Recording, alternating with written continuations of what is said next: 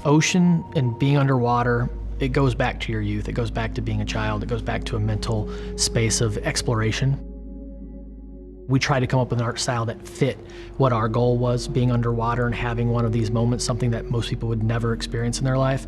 And then I think on top of that, all the other pieces from design to animation to lighting all became in service of those two things. And then that goes to the larger service of trying to create an introductory VR experience for everybody. Part of sort of the core design philosophy of the product was that if you have never done VR before, this is a great experience for you to start with.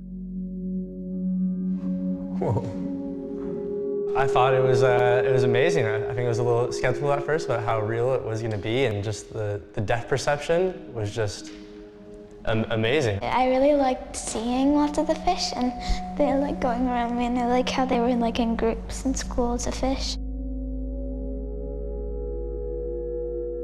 The most amazing thing is the whale. It's just, holy cow, this looks life-size. I really felt like I was underwater, and when that big whale came like right up next to me, I was a little scared. One of the biggest challenges and one of the most rewarding things working in room scale VR is just the level of fidelity that we have to hold, and the fidelity bar that we were really able to push, because when you're in VR, it has to feel real. What you want to do with the Blue is to create this idea that you're physically underwater yourself. The fish are swimming near you. If you reach out and try and touch them, they swim away and disperse, and they come back and they're curious. All of that was stuff we wanted to really explore, because you're part of the environment. You feel that presence in VR like no other medium, and it's mind-blowing.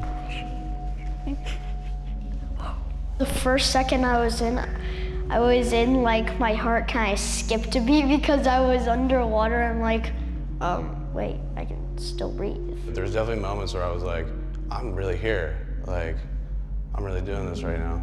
It's very relaxing. It's a really nice environment to be in. It's just very soothing. I'm usually quite claustrophobic being underwater, but that felt really spacious and enjoyable. The immersive qualities, being underwater, connecting in some virtual way, particularly with the whale, just so out of any experience I've ever had that it's like, it's completely freeing. I think the reason people respond to it is that it really plays to a lot of our base emotions. Anything's possible in VR, and that's what's amazing about it. And I think animation-wise, it sparks a lot of creativity in terms of where we can go with it, what we could do. Whether you're witnessing a performance or you're interacting with it, it's really exciting where it's going.